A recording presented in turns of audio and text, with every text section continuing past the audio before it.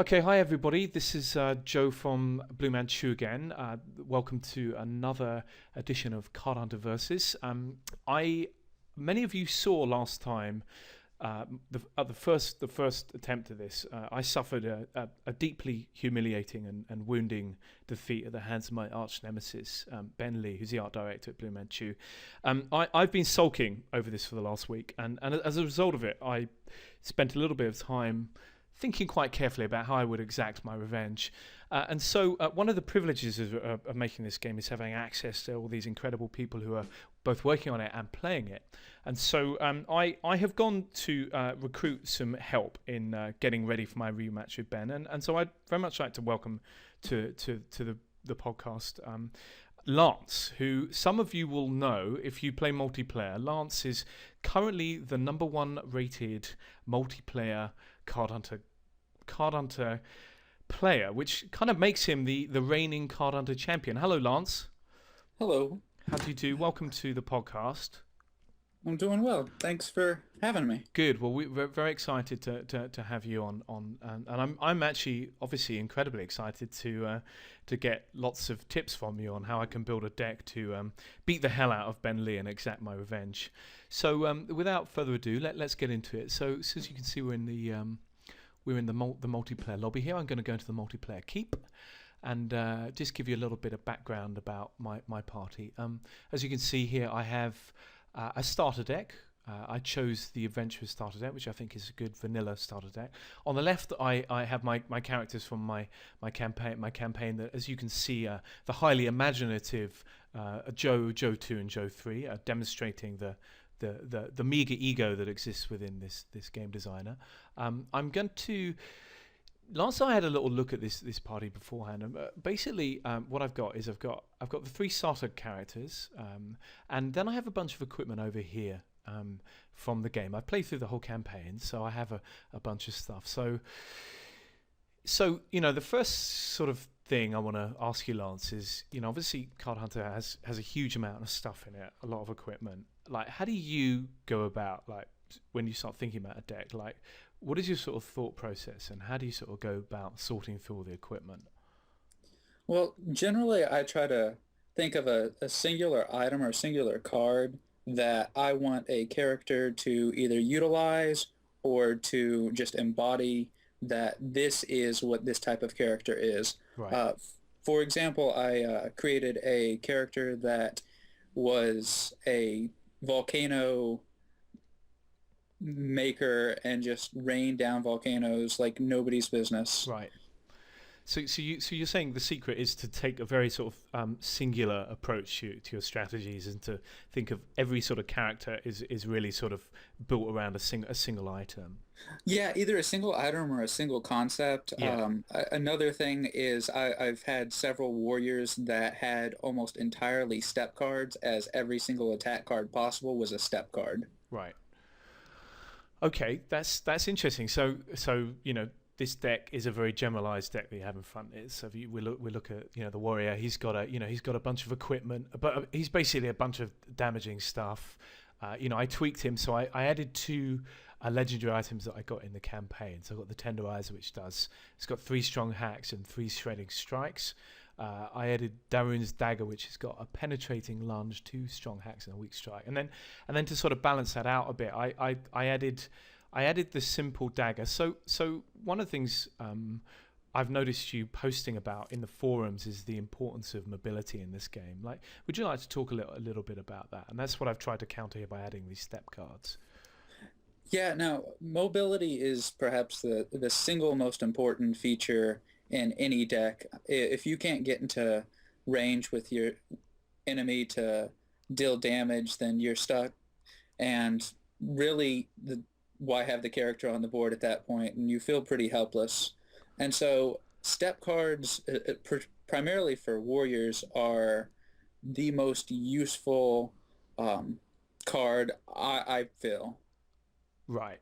So yeah, I mean, yeah, particularly the dwarf. I mean, Ben hates dwarfs. I love the dwarf because his extra toughness. But I often when I'm playing against other people, like, a very sort of dominant strategy I've seen in the early games of things based around encumbrance and like freezing effects. Like how do you sort of go around trying to make sure you can counter those, I guess?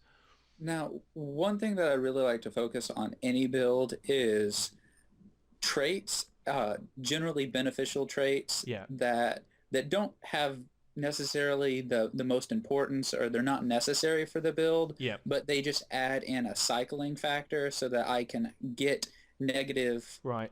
traits off, like encumber. Interesting. That's a really advanced strategy that I bet I hadn't thought about until quite a long way into alpha, until John pointed out that the traits are actually an incredibly powerful card because on the one hand they obviously provide a negative impact on your game, but on the other hand they allow you to cycle through your cards, which is a big part of a collectible card game, right? Absolutely. So let's get into it. All right. So I got all this equipment. I got this guy. He's from the start of it. He's got a couple of legendary things that I've chucked on. Like, what do we do? What do I do? I'm a bit overwhelmed. I've got all this equipment. Like, I've got all these different filters at the top. Like, you've got all this equipment in front of you. How do you go about figuring out what's worth looking at and what isn't? Okay, well, generally, we'll just start with this warrior. Yeah. A warrior needs to have some ability to deal massive amounts of damage. Okay. Most of the warriors, at least in multiplayer, are dealing 10 or more damage with almost every attack that they play. Oh wow. Okay, cool. So we should start with the weapons, right? And so this is a handy UI trick that I didn't figure out for a while, which is you can select the equipment on the right that's relevant for the slot by left-clicking on it. So if I left-click on that weapon slot, it shows me all the different weapons I've got here, right? Absolutely. And I would even take it a step further and go ahead and in the top right-hand corner of the selection, click on the level, perhaps. Okay. Because that will provide you with the weapons that have the highest talents, which usually have the most powerful cards equipped to them. So you use level, do you? Because I sometimes use this sort by power required as well. Like that does a similar effect. That sorts it by talent, right? Absolutely. Okay, but you prefer the level one, do you? Okay, let's try. Yeah, and really they're the same basic thing, but generally the level has to do slightly with the more powerful or damaging cards being earlier on the list. Right, I see. Okay, so shall I have a quick look at these weapons and see what we've got? Yeah, let's check them out. So obviously we know we've got the Tenderizer, we've got the Darun's Dagger, and then over here we got the Dragon Slayer Sword.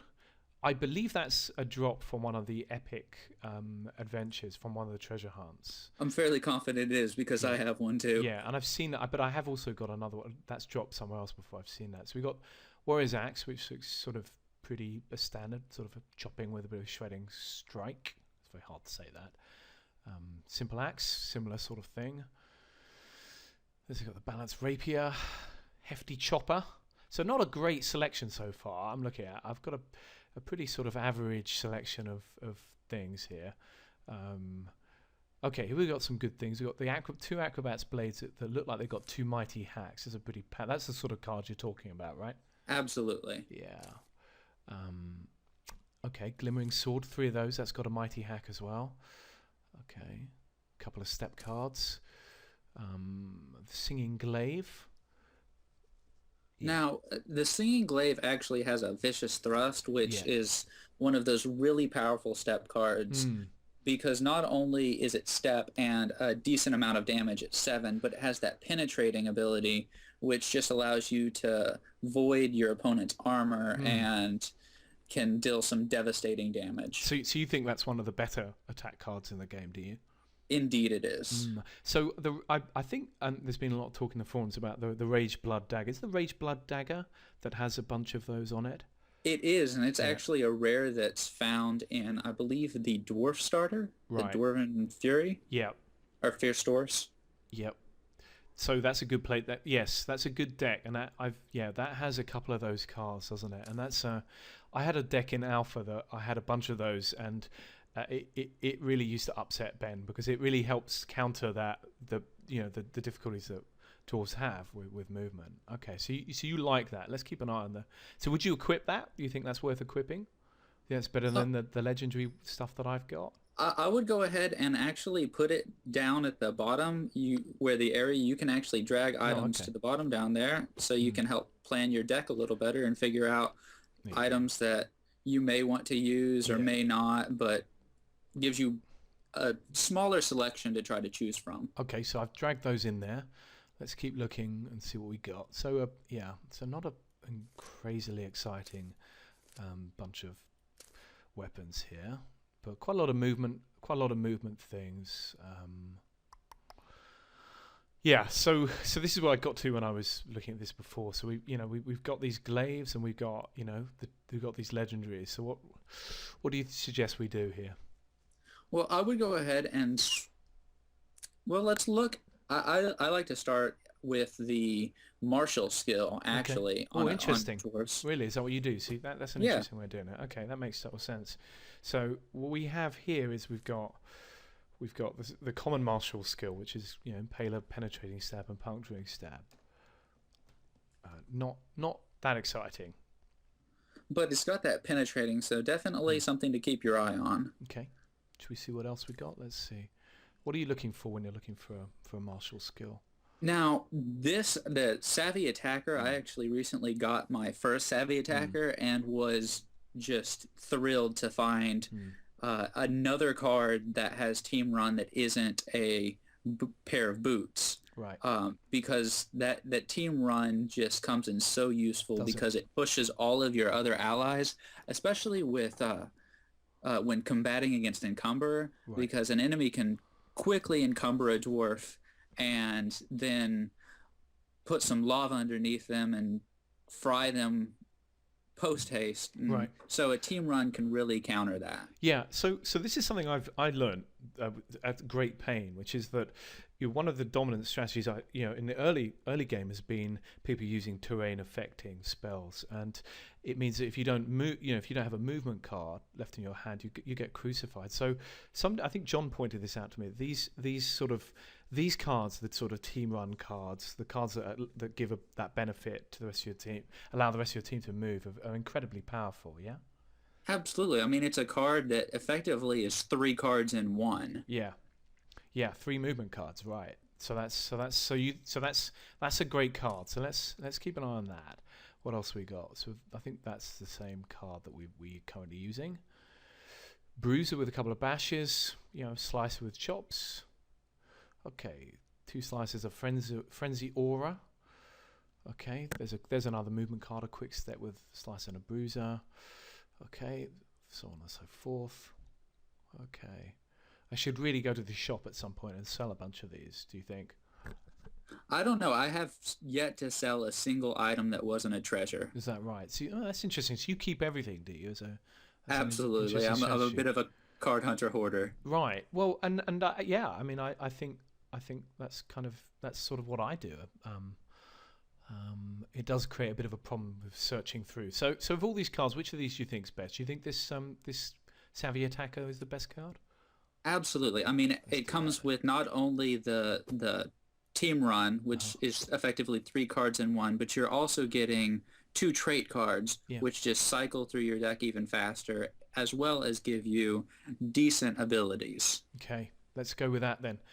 Okay. So where do you go next? So we've done that. Do you then go back to the weapons and look at what you do there, or? Well, I'd actually just immediately go up to the racial trait, and so let's just check out the dwarven traits. Okay. So I've equipped Perfect Toughness, which has got two Toughness cards and Rusty Armor. What do you think of that? Okay. I think that toughness is an amazing card. It's Mm. perhaps one of my favorite, Mm. if not my favorite armor card. Okay. I feel the same way, which is why I've spent a gold talent on that, a gold power. So let's see what else we got. So we got two of those. We've got one more in the inventory. Charging Battler, which has got the charge card, Hardy Mail and Toughness. Okay, Superb Ferocity's got Dwarven Cry, two charges. Train Ferocity. So what stands out of that group? Now, realistically, the two biggest or best cards that I've seen are this Untrained Toughness Mm. and the one that you currently have equipped, Mm. because Untrained Toughness it frees up and doesn't cost any talents, Mm. as well as it allows you to have a additional parry in the deck. Mm. And like toughness, it, if successful, not only prevents the damage that you would normally take, Right. but allows you to draw an additional card. Mm. And shrug it off is very powerful as well when you're playing. When you're playing against people who are constantly debuffing you, having that option in your deck is a good thing, right? Absolutely. Okay, so you like that. And which was the other one you pointed out? The one you currently have One I've equipped, currently actually. got. So which would you choose of these two, do you think? I would actually wait to determine whether or not Right. I wanted to spend the talent. Okay, that's a sensible strategy. So let's put that in there. Let's park that in that, and let's move on to where would you go next? I would actually, I'd probably visit the weapons Okay. again, and just to see where I wanted to go with that, because the weapons are generally going to be Yeah. the main focus that you want to spend some serious yellow or gold talents on. Okay. So what would you do? Now, well, let's just click on it one more time and see the most powerful hack Okay. that you had. Yeah. You had, I remember you had Had a. two of these, so two acrobat blades, and then I believe we had the glimmering sword. Now, the issue that I have with the glimmering sword is that ouch, because you're Yeah. gonna take some serious damage for Mm. holding on to it. Okay. But again, I mean, taking a few damage isn't that big of a deal, especially if you're running a dwarf. So, Mm. well, we'll think about that for a minute and Okay. check out the other one real fast again. So the Acrobat's Blade, I think, is probably a better choice, Okay. just because while it does have those mighty hacks, and it gives you those stabs, which a lot of people try to keep away from your warrior, and Mm. so having a range of 2 definitely is going to give you an edge when trying to reach out and stab somebody. Okay. So would you equip one of those? Would you? Yeah, I think I might actually equip that for the one that you have below the Darun's dagger? helmet. Oh, that one there. Okay, so simple dagger. Let's take that out. Now I don't think we've got the. But you don't have the talent for it yet, so let's just go ahead and figure out what we want to do there. Now, Let's put I that also down there. noticed that you have the um, Yep. you had another card that had some pretty good mobility. I believe had all step cards that had a 0 cost for the talents. Okay, so let's have a look and see what we got. Is that a shifty step? Well, that's got 5. The dull short sword. That's got 5 step cards. Pretty poor damage though. Yeah, and there was, I believe it's Is this it? Here that it one is. right Yeah. there, the Lunging Gale. I've actually used this quite a few times because it's low talentless Yeah. cost and just decent damage across the board. And what we're going to hope to accomplish with this, if at all possible, is to boost up the dwarf's damage, possibly with the healer Yeah. or with the priest, in order to make these step cards worth something. Okay, so that's really interesting because normally I would just look at that card and go, nah, trash, let's get rid of it. But I see exactly what you're saying there. So I mean, it's a good example of a card that a weapon that's much more powerful than it initially looks. So let's equip that into that spot, right? Absolutely. Okay, and then what next? Well, and let's check out the 2 legendaries you had again, because legendaries really, they have that consistency factor, which I really like. And the Shredding Strike is a great card, especially if you're dealing against some warriors, but its low damage isn't necessarily the best thing that you want. And so let's just wait on, hold on to that for the moment and check out the other legendary that you had. Yep. And so it has some steps and some strong hacks, but I don't think it's quite what we need. And so I might actually change that out for one of the other weapons that we had set aside. Okay, so let's take that out there. And would you take the Singing Glaive or would you take the Acrobat's Blade? That's a really difficult decision, and I might actually go with the Acrobat's Blade simply for the damage factor. Okay, this is for the sheer DPS, okay. Right, So that we got the Acrobat's Blade, we got the Lunging Glaive, and we've got the Tenderizer. How do you feel about that? I feel pretty good about that. I mean, it's got some strong damage, and what we're going to hope to do, as I said, is hopefully that priest, because priests are mainly used for their buffing abilities or their healing abilities. Okay. And so hopefully we'll be able to compensate for some of that low damage on some of those I attacks. see. Okay. So what do you do with the rest of this? Now, Yeah. So where do you go now next? I'd go ahead and check out the armor. Armor is fairly important since warriors are the only ones that can wield such awesome blocking damage. So they just prevent so much damage that isn't penetrating, that warriors are your tanks. I mean, they take it all. So so I chose this this bit of armor because I love rushing aura, because it obviously compensates for the dwarf's lack of speed and mobility. And then I'm also a big fan of crafted mail, which I think is a really great one of the better pieces of armor in the game. Obviously, there's a cost of the heavy armor with the encumbrance on it, but I was quite happy with that selection. What do you make of that selection? Now, I actually really enjoy that selection, and my favorite card is actually the heavy armor from this piece. Oh wow! And the heavy armor, while it may provide that encumber one, I generally wouldn't put this armor on a dwarf, but that encumber one on an elf or a human isn't that big of a downside when you're dealing with a 3 armor keep at a 80-something% success rate. Right. Cool. Okay, so let's have a look and see what else we got here then, shall we? We got the Death Curse Mail, which is a really interesting. This always catches my eye because I love the enchanted mail. But obviously it's got the superstitious card on it. Solid mail is a very solid, forgive the pun, piece of armor. Old chainmail. Couple of things there. Okay. So this is kind of an interesting one, isn't it? The chain harness. Did I see you posting on chain harness in the forums earlier? No. Okay, somebody was posting on it. They didn't really sort of understand its value, and yeah, I actually read that there was a legendary that a guy found on a helmet that actually had 3 chain harnesses. And I mean, you have 2 chain harnesses in your hand, and you draw any armor, and it succeeds just almost all of the time. Yeah. And so if you can, for example, use that helmet in conjunction with the enchanted mail, then you're just blocking so much damage. Right. So it's a good one to keep an eye on. Okay. So, absolutely. So just looking through, we've got a few kind of fairly vanilla bits of armor. Here's some plate mail that this is interesting.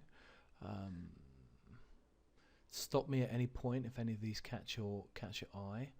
So which of those do you think were, it's a pretty unexciting. I actually think that you have the best choice. Okay, good. I mean, obviously it cost me a gold power, but okay, well that's good. So let's move on from armor. What do we got? We got the shield, the boots, and we got the helmet still to do, haven't we? Yeah. I would check out the helmet next. Okay. This is a wildly unexciting selection.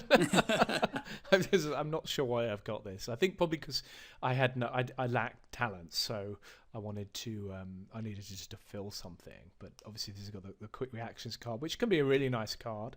It really can, 50%, and especially with wizards just throwing so much stuff, especially because people tend to hate dwarves. Yeah. As we will know, but it's not a wildly exciting. So let's have a look. See what we got. We got Finzi's horned helmet, which has got 2 spiked mails and a rushing aura on it. The rushing aura is interesting to me. I get a feeling that Warcry is a bit of an underrepresented, underrated card. Is that? It really is, and I mean it has the immediate keyword, and the immediately keyword is just such an undervalued keyword. Yeah. But I mean it gets rid of things immediately, so you get no chance to use them. Something I really noticed when moving from single player to multiplayer was how much more prevalent blocks were. I feel that the single player game you can get by pretty well without really needing to use blocks, but in multiplayer game people really use blocks excessively. So having something like Warcry in your deck is quite a useful thing. Absolutely. Okay, let's keep looking. So we've got Monkey Skin Mask, we've got the Fool's Coif, Helmet of Thorns, Welk's Helm, Wyvern Hide Helmet, and we've got the Defensive Helm. Which of those are you catching your eye? Well, actually, what was that? Welk's Helm? Yeah, Welk's Helm. So this is an all-out attack, which is one of those interesting cards that has a double meaning, which sometimes confuse people. And so this card actually, its secondary ability is, I believe it's called a boost ability. Yeah. And it doubles the damage of any other melee attack you play. And so it costs you this card to whenever you attack with anything else, right, but it will automatically double the damage. So, for example, your Mighty Hack, if you had this in your hand, would hit for 28 damage. So potentially one shot, right? Yeah, which is just devastating. I mean, in multiplayer, a elf wizard, for example, only has 17 health, right. So you're more than doing adequate damage to kill them. And it has no talent cost as well. So do you think that's we should swap that in, do you think? Yeah, I'd go ahead and try that. I mean, the fumble is unfortunate because, especially with a dwarf, you fumble and generally you're discarding your walk, your one good chance to go somewhere. But hopefully we have enough step and other cards to compensate for that. Okay, cool. So let's have that in there, which leaves us with the boots and the shield. Which would you like to look at first? Now, boots are perhaps my favorite item, generally. Really? Why is that? Well, boots can do so many wonderful things. I mean, you have movement, you have armor, you have assist cards, you have just everything across the board. You can do almost anything with a good pair of boots. I mean, on the face of it, they're not terribly sexy, but I think they are. You're right in pointing out their value, because I think they're the only piece of equipment that are shared across all three character classes, and so it allows you to really break some of the class archetypes that otherwise would restrain the character classes. So, for instance, some of the boots have armor, which it's very difficult to put armor on wizard. Very few of the wizard pieces of equipment actually have armor cards. So I think you're right. I think the boots are an incredibly important part of the game. Absolutely. I mean, I've had a few wizards with some reliable mail because of their boots, which has thrown people off. Yeah. In Alpha, we actually had a broken piece of equipment that had 3 crafted mail on the boot, and it was amazing. You gave that to your wizard, and it made him incredibly tough. So, but obviously we nerfed that. So so here we go. So Boots of the Cheetah, I put this on because we got two sprint cards and a rushing aura, because I really wanted to try to counter the challenge of mobility with the warrior, with the dwarf warrior. Absolutely, which is a great choice. I mean, you're especially with the sprint, because sprint is getting you almost anywhere you need to go almost immediately. Yeah, cool. So let's see compare. I mean, it was pretty costly with a gold power token, but let's see how it compares to the other things that we've got. So we've got some goblin hide boots. We've got, what do we got here? Winged moccasins. We got a bunch of things. Actually, quite a lot of. So here we go. This is interesting. Got some legendary boots, Quindle's boots, which is that caught my eye a little bit, because that has a double. That's a double card again. It's got the move on it, and it also has a move affecting card. The energy. So let's keep on moving through. Officer's Harness. That's a pretty interesting one. That's a relatively recent addition to the game, I believe. It's one that I think it's the only card that allows you to exceed your hand limit, which is interesting. Yeah, and I mean, I've had 3 hidden cards in my hand, and I'm sure my opponent was raising an eyebrow, like, Right. why? What? You're cheating, aren't How you? did you do that? Yeah. So, yeah, I mean, a pretty interesting selection. There's, Lovett Boots has got Team Shift, which we've talked about the advantage of having cards like that. I'm often my eye is often tempted by immovable when I look at these cards because I'm often encounter people who have wizards. As you saw with my game against Ben, that I lost the game. That lost the game because he played Winds of War, didn't he, on me?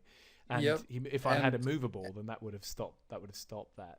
well, and he played what was it? Whirlwind Enemies. Yeah, that was it. It was devastating. It was so. I don't think I've ever built a deck with immovable in it, but I often look at that longingly and think, how useful that would be. So Oh, I don't do a wizard dwarf without some immovable. okay, that's interesting. Right, that makes sense. So what caught your eye in this selection of No, boots? actually, those goblin hide boots Hmm. particularly caught my eye. How Now, are they? the Okay. reason for Hmm. that is this muscle through card. Hmm. Muscle through, not only is it a free move, so you can ignore your enemies, Hmm. but slide one adjacent character from you at the end of this move. Hmm. So you move up onto, for example, a victory square, Yeah. and if there's anyone else near you, you can just tell them to go wherever you want them to. Right. You see, I would never have thought of that. This is why it's great to have you on because I often look at this card and I'm like, oh, it looks interesting, but its benefits are not obvious. So you really got to sort of think it through. And again, it goes back to what I think you said at the start, which is movement is such a key part of this game, and particularly cards that allow you to control your opponent's movement give you an amazing advantage. And this not only would help to control your opponents and move them around, but move yourself. I mean, this Mm. is a single card that can effectively move every single character as long as they're standing next to you. Wow. So you can move numerous characters for a single card. Okay, so you would have that. You would pick that ahead of this, would you? You'd pick it ahead of Boots the Cheetah. I think I would. Now, I personally love the fact that you play the rushing aura on your dwarf. I mean, Yeah. it's just such an unexpected card Right. for but my personal issue with it is Mm. that it is an armor card Mm. and it actually has a fairly decent success rate. Mm. And while on, these dual cards that are armor cards, I personally want them to have as low of a success rate as Yeah. possible because I don't want them to be used for armor. I want to get the benefit as often as possible, and so I want to keep that in my hand if Right. possible. So that you see, and yeah, I mean, I didn't even think of that. And as you say it, as you say, because it doesn't have the keep note next to it, it means that, it's going to trigger as an armor card very relatively frequently, which means I'm not going to keep it in my hand because the warrior is going to be in combat. So I hadn't really thought that through carefully. Okay, so let's take your advice. Let's remove that and let's put that there. And And then, that still gives you that sprint, but it also gives you that thick hide armor yeah, and the muscle through. And yeah, that thick hide armor is, you know, armor 2 works 60 something percent of the mm, time. And so is just going to trigger and prevent a lot of damage. okay, awesome. So let's have that. So let's look at the shield, which is the last piece. I picked this epic, which is called the Icicle Shield, which has got no power token requirement, and it's got a kind of a yeah, it's not the best shield in the world. Yeah, it's not that great. So let's see what else we had there. I think maybe it might have caught my eye because it was an epic. So given that we've got no power tokens left. Well, and we may still have one power token left because remember, we Mm. still are undecided as the racial. Okay. Okay. So let's have a look, shall we? Let's see what we got. We got the steel shield, the magnetic shield, halo shield. I won't read through all these titles. It's a little bit boring. Um,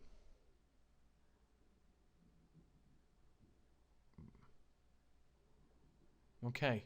What did you see there that caught your eye? Now, I actually like what you have You do? personally. Okay. Now, as sad as Flimsy Block may seem, Mm. when it only triggers against things that do 2 damage or less, there are a lot of cards that actually don't deal damage, Mm. however, have a devastating effect, and Mm. the fact that it succeeds so often is really a benefit for it. And the icy block, not only are you getting a block card that succeeds 50% of the time, but you're getting an encumber too on Mm. your opponent that attacks you. So That's an interesting, yeah, interesting view. I mean, your comment on flimsy block, that just isn't something that would have occurred to me. But now that you say it, it makes total sense. And I think it's quite a good example of how some of these cards, there's a real depth to their use that isn't immediately apparent. And I think that's a very good example of it. yeah, and I mean, when I first saw Flimsy Block in single player, I thought it was possibly the worst card I had ever seen, Yeah, and second to only the unreliable block. yeah. And now I have perhaps more unreliable blocks in my decks than anything else Okay. as Wow. far as blocks are concerned. Right. So So the sort of message here is look beyond the, you know, the look beyond the obvious first meaning and application of a card, because sometimes there's a deeper value to them. absolutely. Okay, so we'll keep that. So now we've got okay, so I think we're quite happy with Herthin then, are we? We're gonna is this what we're gonna keep him Yep. all these things? He looks pretty good. Okay, he's definitely better than the one I had. Okay, let's move on. Should we do what should we do next? Priest or the wizard? I would go ahead and try the priest because we're hoping to get something that can help that dwarf out. And Right. you might actually want to go ahead and just drag the items that you had set aside for the warrior and just drag them back and Hmm. clear up the field for us. Yeah, okay, so then presumably this will reset it. Okay, so let's go to Coraline. So where do you start with a priest? What's your starting point? Now, I actually start with their relics, I believe they're called, Okay. because they I mean, you get three of them, Yeah. and so you generally have a much bigger selection, and so you can decide what kind of priest you want to build based on what you have available to you. Okay, so we got the epic. They're called divine items, I think. So what we got here, I chose. You know, I think again, I didn't do much to change this from the starter pack. You know, Coraline is really a healer with a few buffs. So she's got Onyx healing token with a healing blessing 2 heals. Hannah Melvillus is an epic that drops in the single player campaign. I added that has a couple of attacking cards that allow you to leech health back. They're not hugely useful, but I think I put that there because there's no power tokens associated with that. And then I put the silver healing ring, which is a greater heal, a limited heal, and help the weak. And that was, and actually the reason I should explain why I put those there is because I did change and I built this round the divine skill, which has got one of my favorite cards in the whole game, which is altruism, which allows you to gain a card on a roll of 4+ whenever you play a holy card targeting another ally. So I did tweak Coraline a little bit and tried to put a bunch of holy cards such as these plus the altruism cards to try to get something good going there. Now, I actually, my first priest was an altruistic priest Yeah. too, and so I personally favor it, Mm. but I've seen a lot recently Mm. of players trying to, or utilizing the talented healer, Mm. Mm. and it's just slightly more effective at Interesting. the exact same thing. It just allows you to cycle through your deck and heal almost all the damage that your characters currently have. Right, so you would probably go for an enchanted healer if you were going to build this kind of priest. You go for an enchanted healer rather than the altruism. Okay, well so should we have a look? Let's have a look at the divine items. So those are the three I started with. Um, so we got. I'll just scan through what we've got here, so you get an idea, and I'll come back to one or two of them because there's a few I'd like to ask your opinion on. Okay, now that if you can hear any noise in the background, it's my dog Wombat, so I apologise for the strange nomming noises in the back. It's a dog, it's not me doing weird things. Okay, so there you go. What should we look at here? What's caught your attention? Now, I actually like the bone. The bones, St. Ulrich's bones. Yeah. Now, this has Bless, Mm. which is just a singularly fabulous card. I mean, if, for example, you find yourself in a situation where you're surrounded by lava and all your characters or any of your characters are going to take some damage, Mm. you can simply clear it all up with a single card. Right. And then you're going to get some additional healing and be able to draw additional cards for all of the players that remain on this terrain at the beginning of the next round. Right. So you really love that blessed card. Okay, that's. I can see that because I mean it's the chance to get an extra card for all three of your characters in a round is a huge advantage, isn't that? Absolutely. I'm also a big fan of Martyr Blessing as well. I like that card.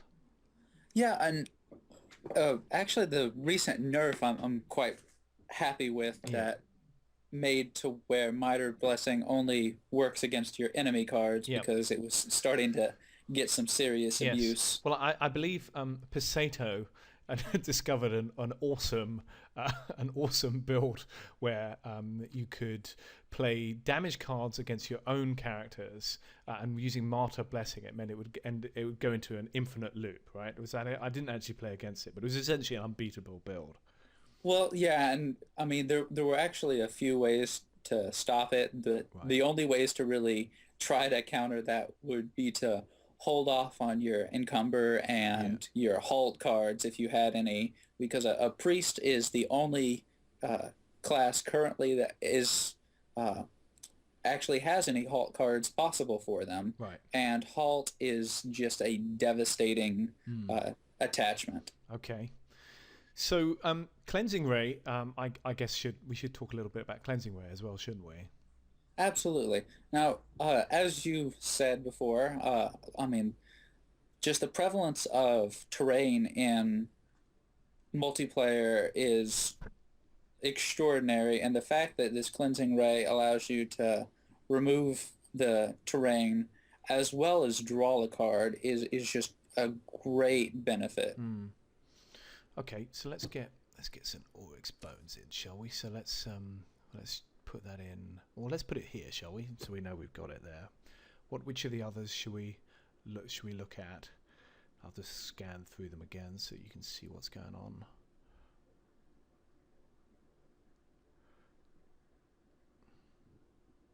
Now, I might actually set aside the Smoky Talisman, I believe. Okay, so talk us through that. What is it that you like about Now, it actually has Inspiration, which is a fabulous card. Yeah. I mean, Smoky Talisman, not only does it not cost any talent, but it gives you the Inspiration, which allows you to just cycle out a card from yourself or give another card to a teammate or a party member.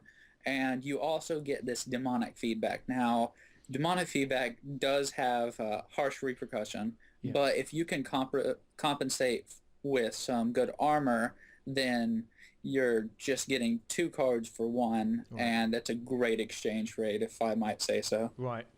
And so, again, so Inspiration is a card that on the face of it looks a bit weak, but what you're saying is it's actually very powerful. Absolutely. And not only that, but as you're favoring the altruism, this would give you the benefit of a good chance if you try to inspire a teammate that not only do they get to draw a card, but you have a good chance that your priest will also draw a card. Right. So it's all about sort of getting through your deck as quickly as possible to increase the probability of getting the cards you actually need. Absolutely. Okay, so let's put that there. Let's put the other one there as well, just in case. Let's keep looking. Seeing. So a bunch of people have asked me about bad medicine. What? You look at that card and you're like, huh? Like, what do you make of it? I originally had no idea what to think of bad medicine, and I've seen it played and just wondered, why, oh, why did you play that? Because the really amazing thing about this is you're going to heal an opponent. Yeah. And so in at least multiplayer, most people wouldn't dream of playing this, but it can potentially get rid of a block card from an opponent. Right, okay.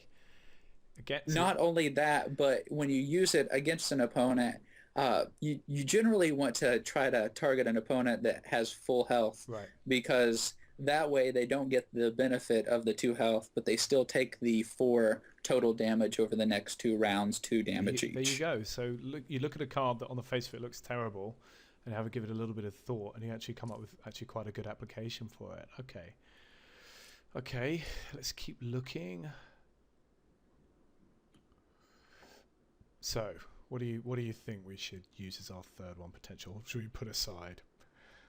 Well, I think the Bishop's Ring The, might actually be something that we set aside. It's the bottom right. okay. Yeah. Yep. That's. I mean, boosted heal is a super awesome card, which is it's got very much more powerful recently.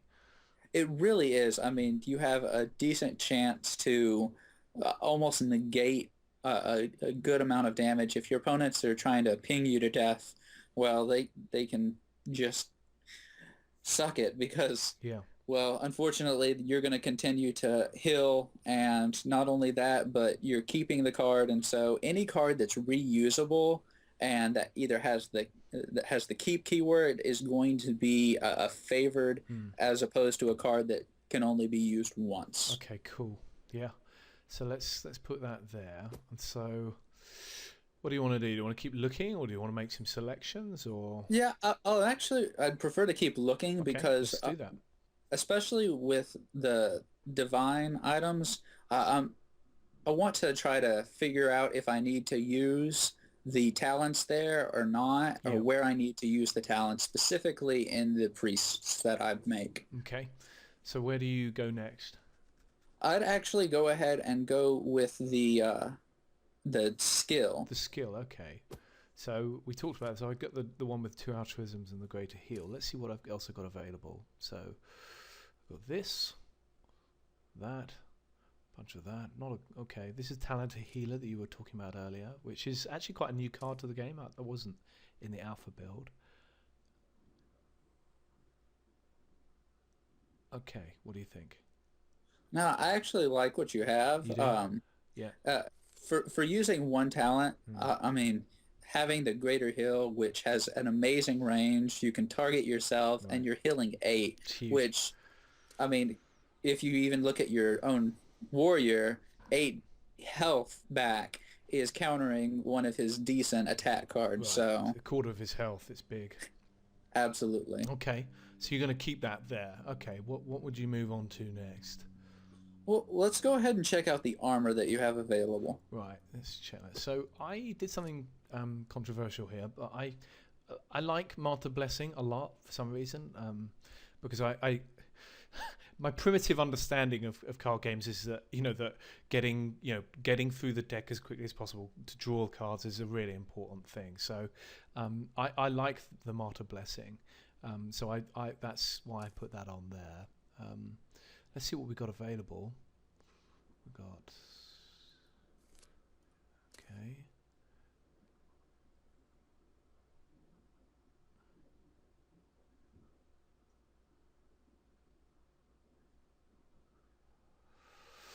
What do you think? I actually I'm liking your decision. Okay. However, I'm not certain. Yep. The inspiration might be a close second, Okay. because Where was the that? inspirational armor, Okay. Well, oh, here we go. or Yeah. Mel. Yeah. Yeah, there we go. Interesting. So just Be, yeah. because now, currently, you're probably going to take some damage, Yeah. and with the armor you have, Yeah. if your armor succeeds, then you're getting rid of it, Yeah. unfortunately. Whereas, at least with the Mel, you're going to keep it, and you're getting the inspiration. So hopefully you'll be able to get some more draw power. So would you? So you would? So should we replace that? Do you think? Or should we park it? I would go ahead and replace it for Okay, now. let's do that. Yep. Okay. Right. What next? Well, let's actually check out your weapons. Okay, so I think these are the 2 weapons you start with. The Healer's Spear, which has boosted heal, which I like. Some heal, and obviously I had the altruism build, so I wanted to have a few holy spells in there. And then the White Halberd, which is in the starter deck, which has got this card which I'm fond of, the Polearm Slash, because it's a very good attack, and it's a ranged attack, and it's also a very, very good piece of armor, I think. So with a couple of inspiration cards on there as well. So let's see what I've got available.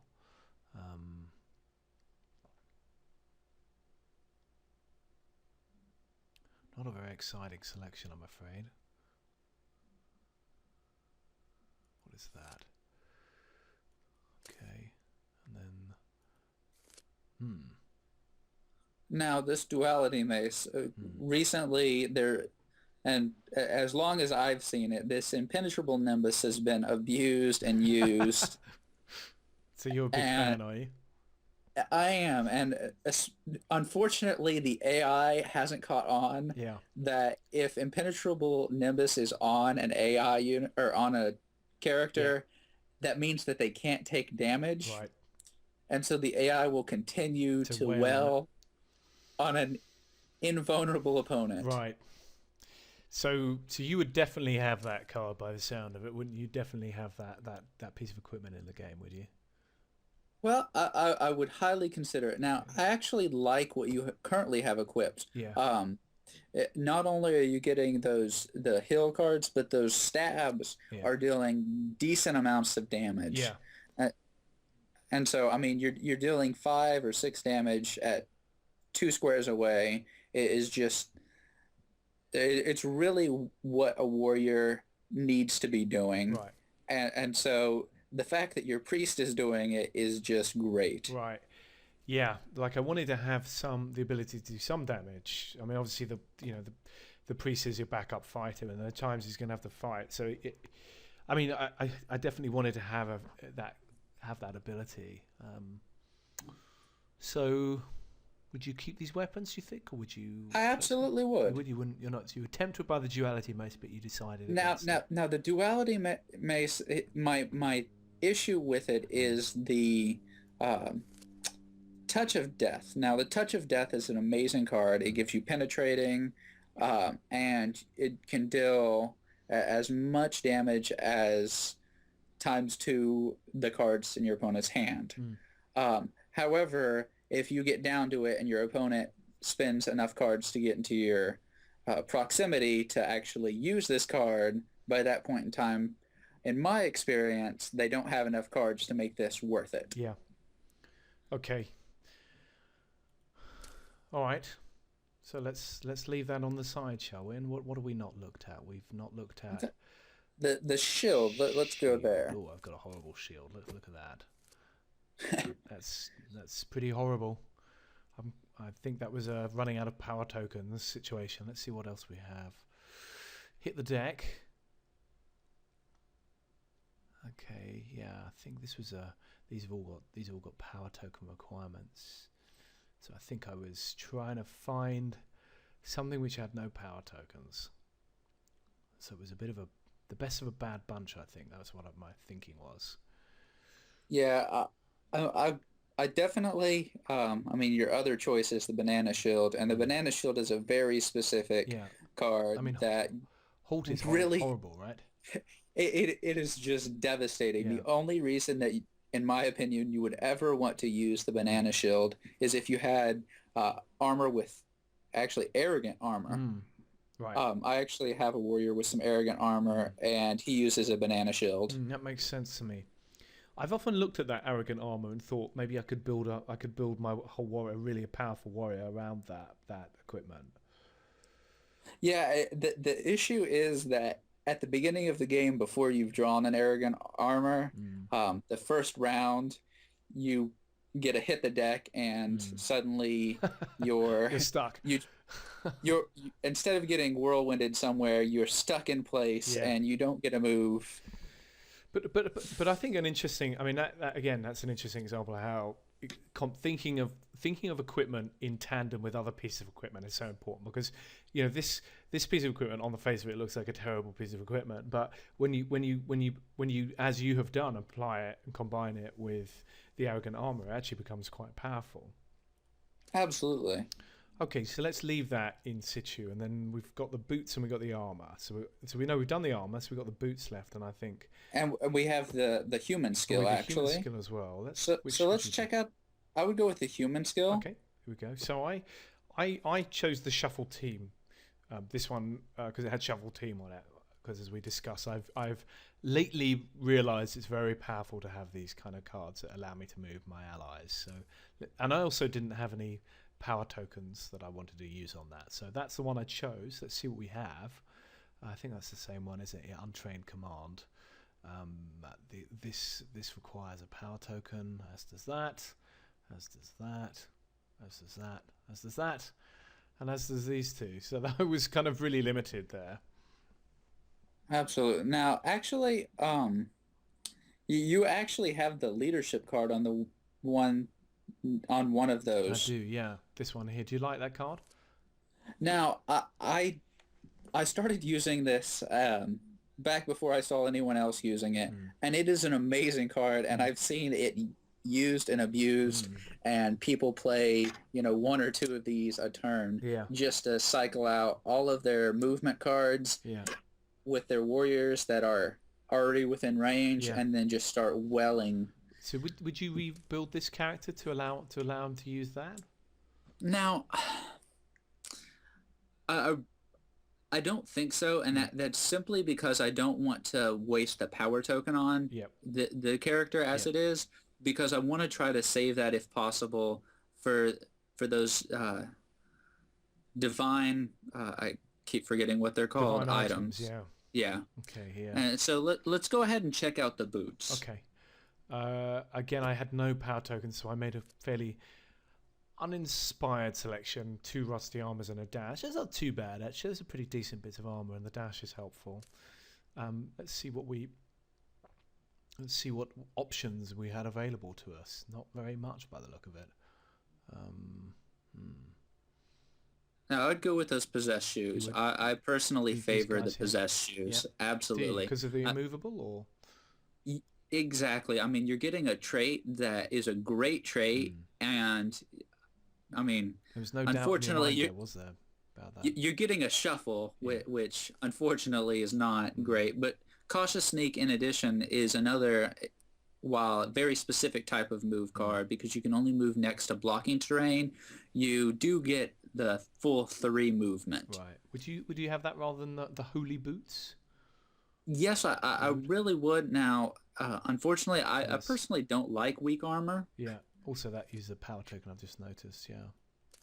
Oh. And that weak armor, it doesn't do it for me. I'd rather move away from an enemy than try to stand up to them with some weak armor. Right. Okay. So I've put that in there. That's nice. Right. Now that yeah. Okay. I can see that's a big advantage. All right.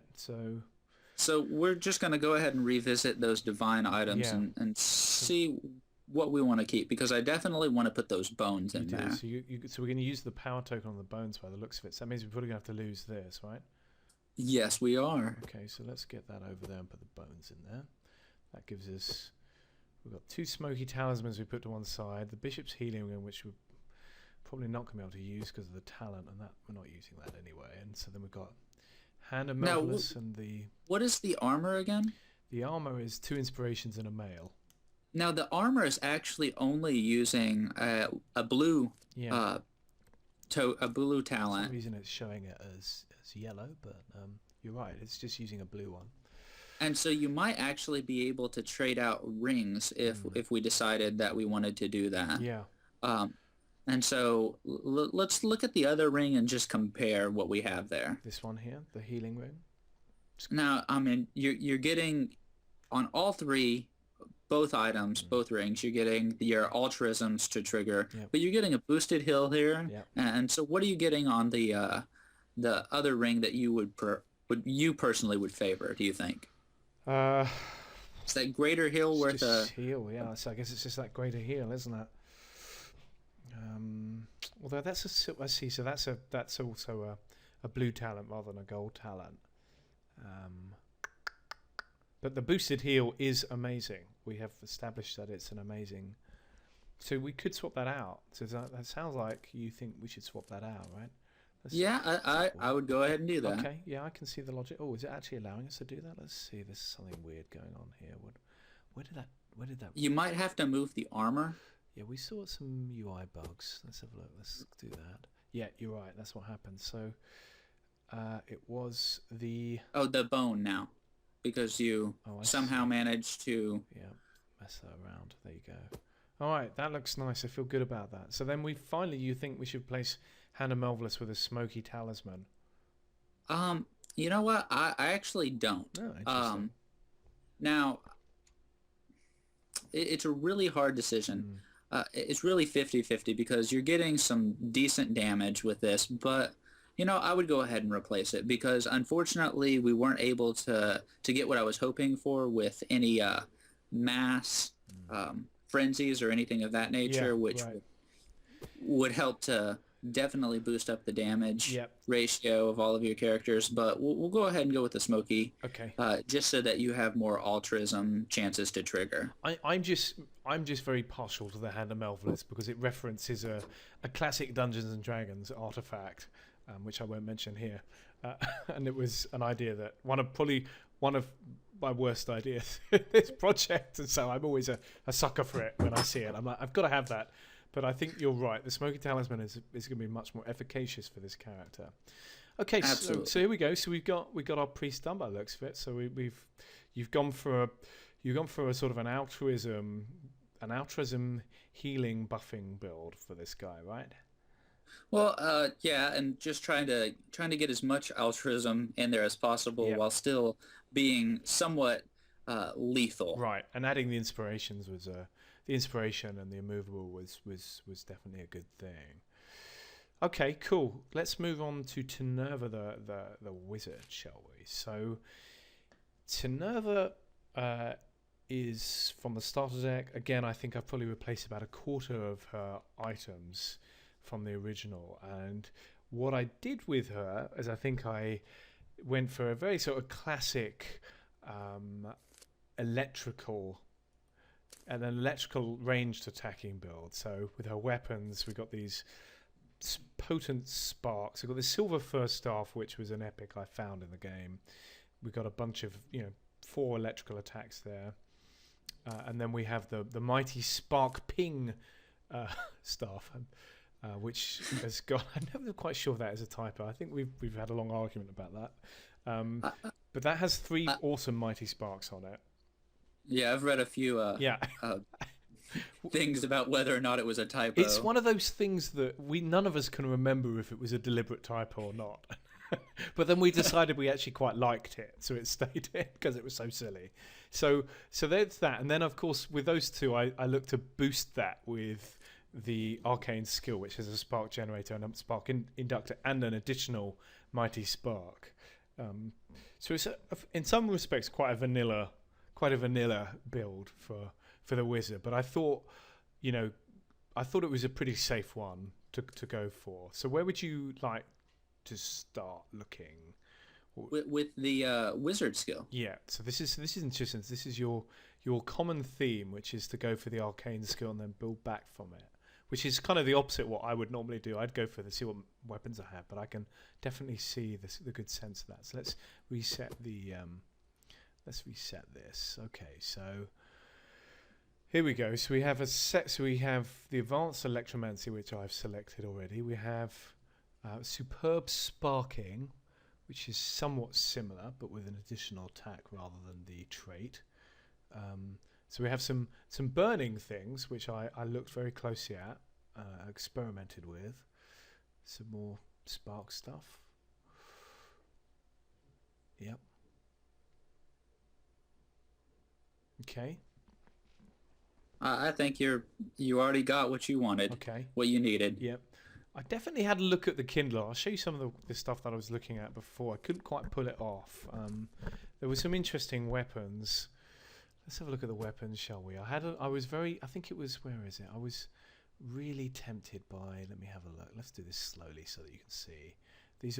I really like the Roaring Staff because of the range. These Sizzling Bolts of the 410 range, burning 2, duration of 1. I thought, if I could get that teamed up with the Kindler, I thought I could do some pretty good damage there. But I couldn't find a second thing to use it with, because I mean that's pretty Yeah, powerful, isn't it? With these things, the flame spits of the burning 2 duration of 3. I mean that's a real pain in the ass. I mean, and there are really two thoughts, and I've personally fallen victim to Mm. burning damage a time or two, Mm. and just unsuspecting that, oh, well, this, burning attachment isn't going to do a whole bunch of damage, but suddenly it's getting powered up, and, once you get two or three burning attachments, you're taking massive amounts of damage every round. Yeah. Let's see what other equipments we got. Some of these wizard weapons sometimes have some melee abilities. Like this is one here, which I'm often kind of intrigued by because it's somewhat counterintuitive.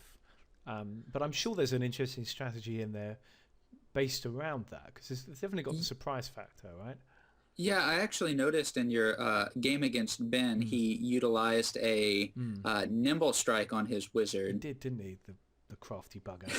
You see, I And so hopefully you'll be able to undo him this time. he will claim that was a pure strategic genius on his behalf. I will claim it was pure luck and that he Yeah, I bumbled mean, he into that couldn't have had strategy. more than one or two in the deck, and with that, the odds of him drawing it, he lucked into it. No, Well, of course. no doubts about Of that. course.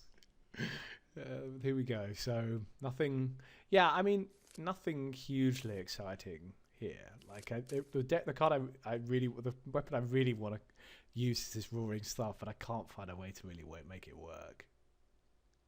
What do you think? Hmm. Well, let's go through them one more time Okay. really Yep, fast. sure. Got this. And right now, I'm just looking at the damage values. Okay. So you're looking primarily at the damage.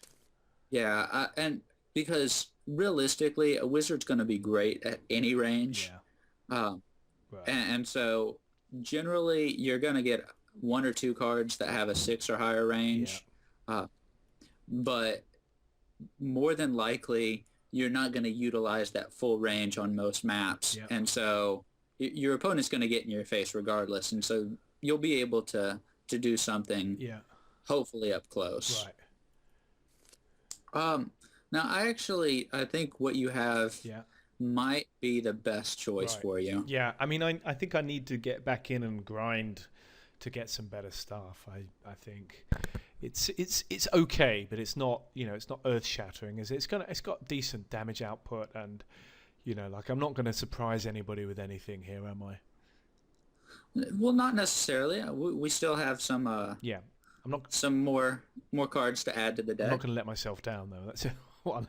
Well, who knows? But so where would you go next? We've got the weapons, and then we've looked at the arcane skill, and then what should we check out Well, next? I would go ahead and look at their items. You would look at The yes, the arcane items. We have arcane 4 of items. these. Yeah. So I think I've spent very little time with this. So this is probably a good place to look. So I believe that Akon's Amulet is something which she starts with, and I like this. I like the boiling armor cards because I think, again, I think often people come into the game from single player and they've got a lot of armor on their warriors. So I think it's very useful to have some boiling armor and dissolve armor cards.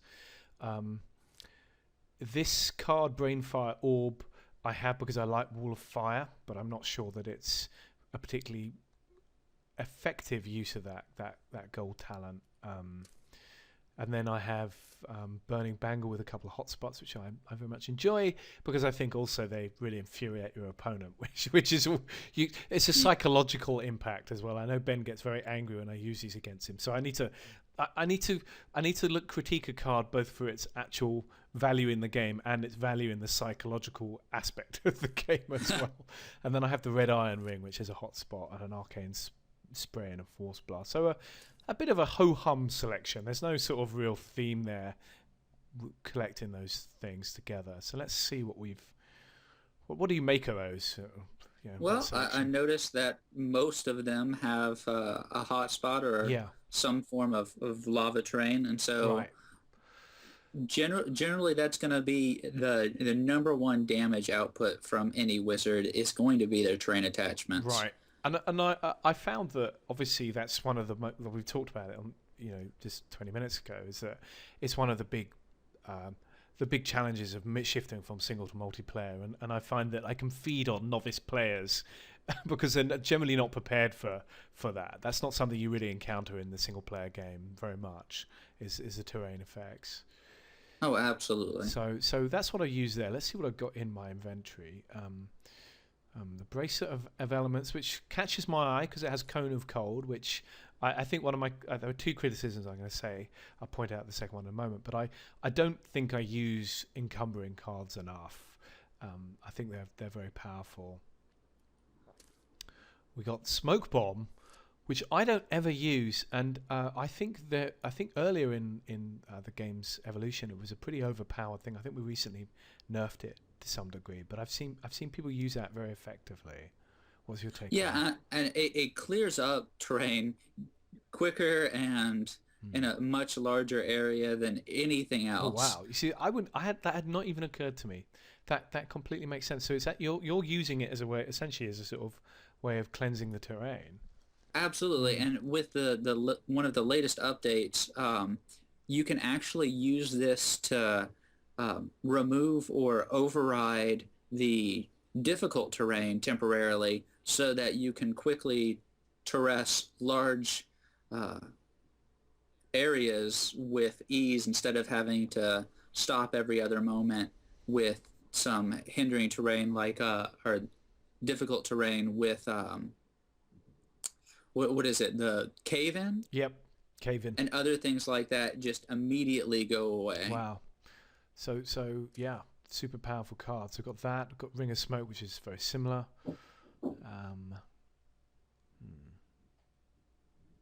Now, I actually like this Senate's Ring. Now, while it does have the squeamish, which I personally don't like, I actually double up on this particular card. Yeah, and I mean, it gives you the improved telekinesis, which not only affects one, but two people, and so you can slide friends and foes wherever you need them to go, especially if you're using some terrain attachments. And so you can just, if they manage to jump off your hotspot, just push them right on back. Okay, that's cool. Let's put that in down here in the. Let's get rid of these. Let's put that in there. So park that.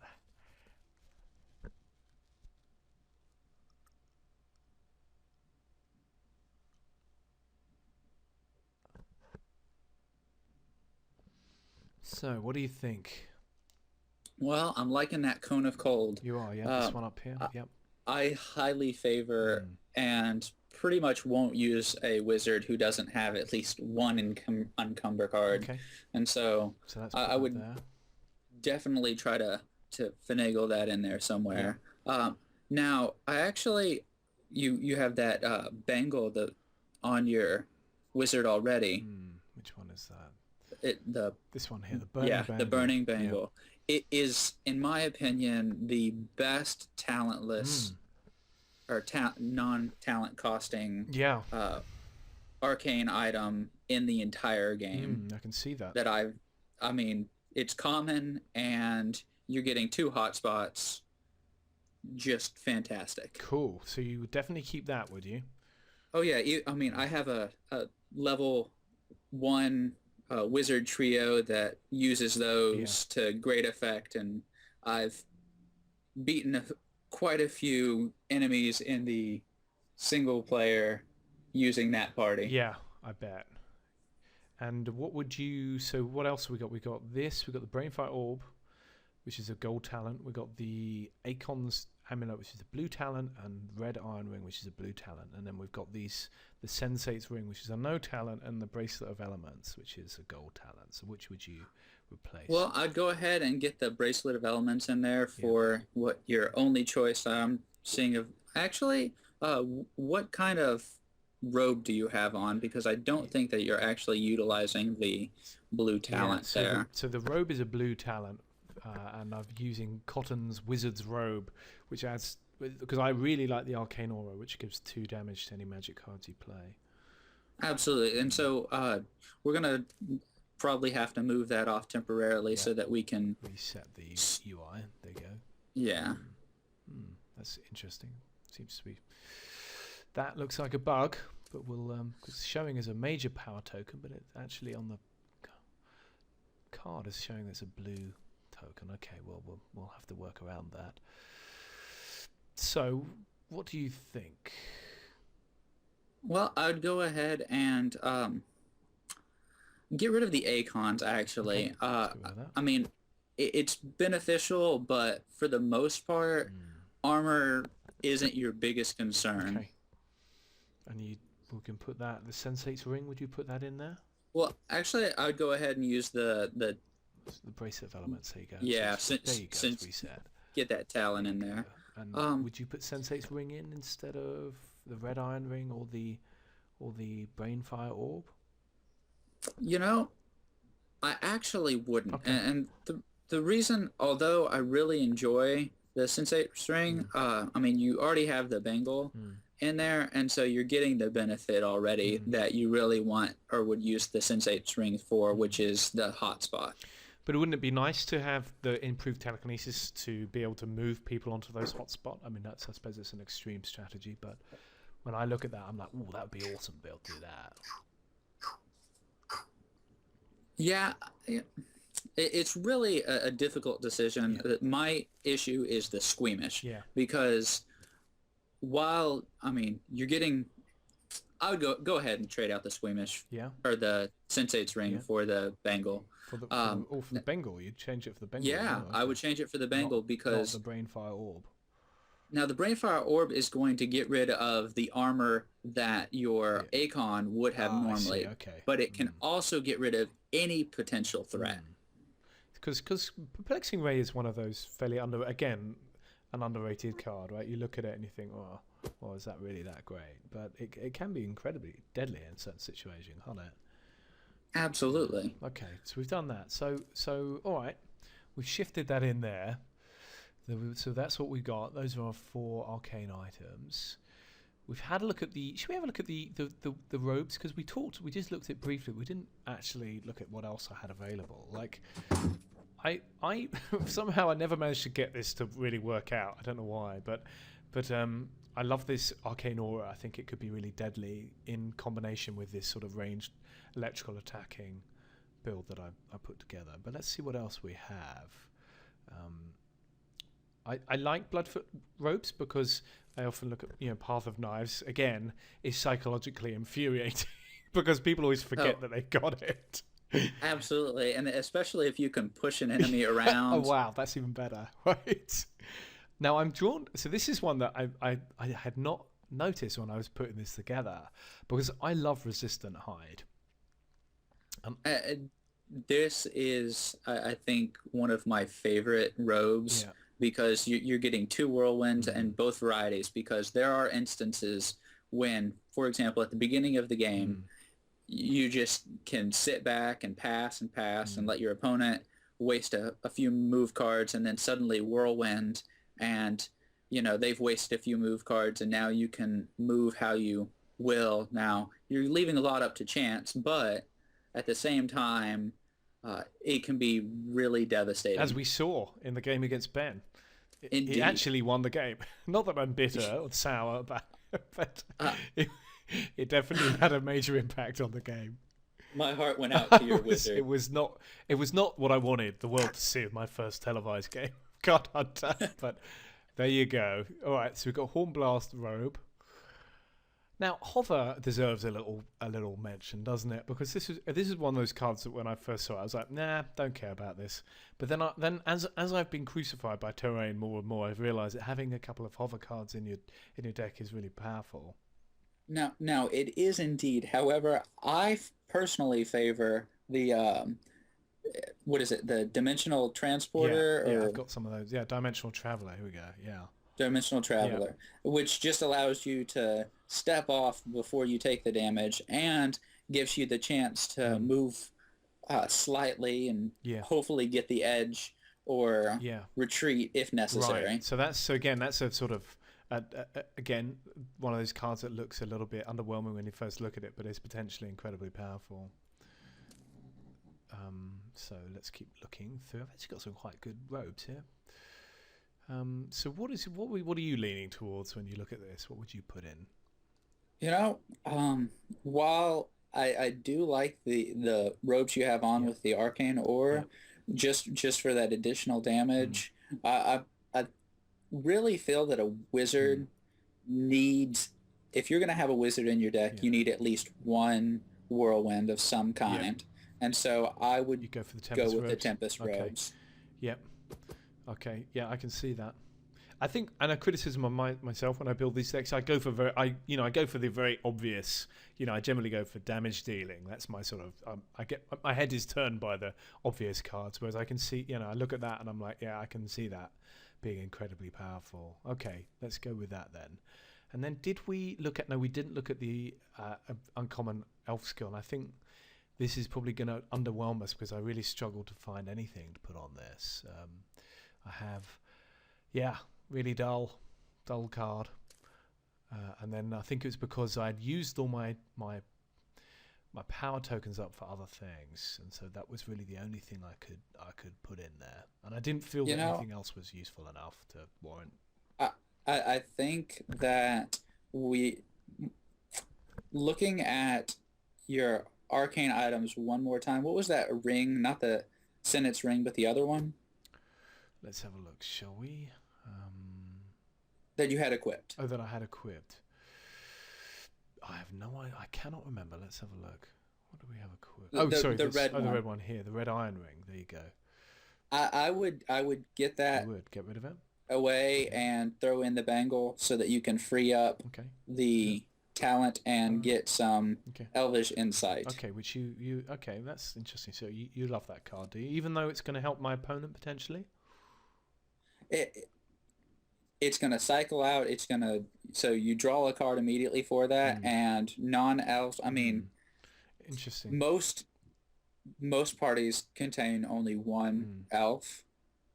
And so it can potentially help your opponent, but for the most part, I feel the benefits outweigh the detriments of knowing what your opponent has, because, I mean, you can pick and choose when you're going to play this and what you're going to show them.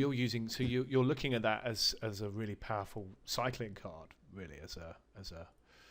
Absolutely. Okay, that's definitely something I wouldn't have thought of. I see. Okay, so there we go. So I think that means we've...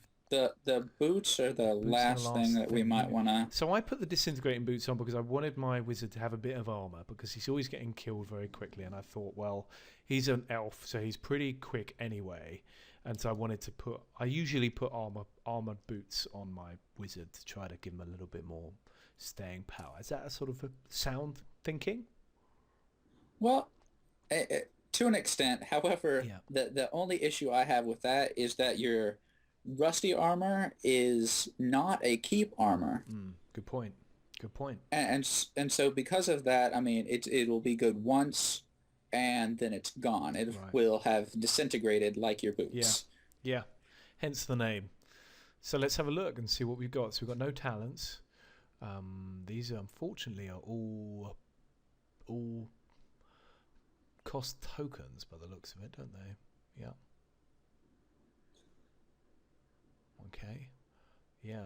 So we don't really have a great deal of choice. We've got the glimmer boots here.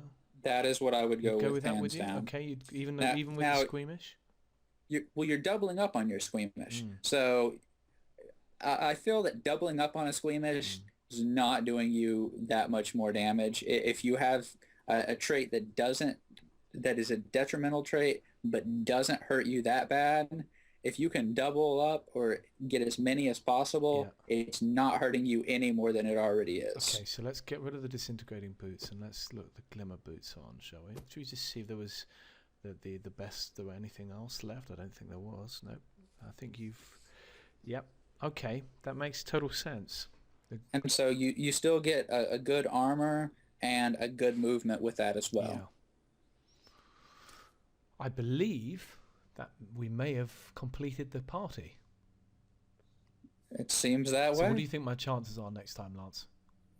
I think you have a much better chance this time. I'm rooting for you. Well, you've certainly improved the deck. Unfortunately, we now have to rely on my skill, which is, that's the tough bit. But no, this has been really, really educational, Lance. Thank you. I really I really appreciate it. And I just from a personal point of view, one of the real pleasures of working on this game is, for a long time it was a very small group of us playing it, and you kind of see the same strategies, but then as you guys have come into this game, we've seen this incredible creativity around the strategies and people doing things that we would never have dreamed they would have done before. And it's really exciting to see as a game designer is to see people just the game evolving and changing in front of your eyes. So one thing that's really I do want to say to people listening and is that we obviously this is a free-to-play game, and designing a free-to-play game has been incredibly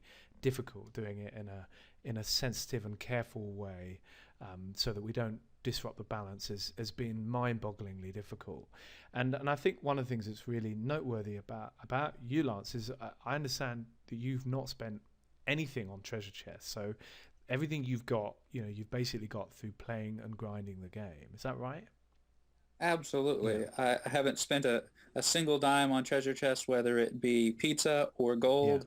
Yeah. And so I've just grinded my heart out. That's great. I mean, and that is great, because I think, really the game will fail if it is a pay to win experience.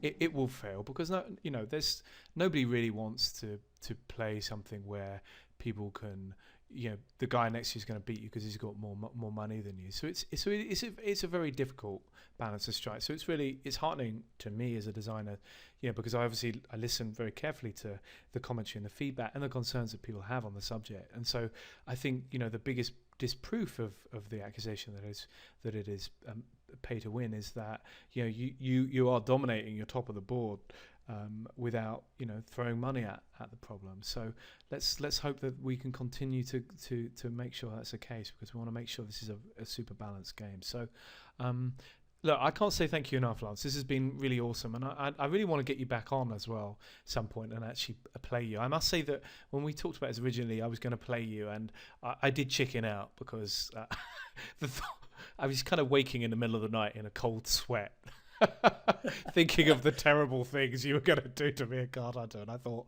maybe I need to work on my deck a little bit first. But we should bring you back and have you play a game, and I think it would be really interesting for people to see some of the creativity that you've put into designing these decks, because I think you've done a really amazing job. So thanks, Lance. It's been really, really educational. Well, it's been a pleasure being here, and I'm looking forward to the rematch. Absolutely. He's going to be bitter when he finds out that I've co-opted you, isn't he?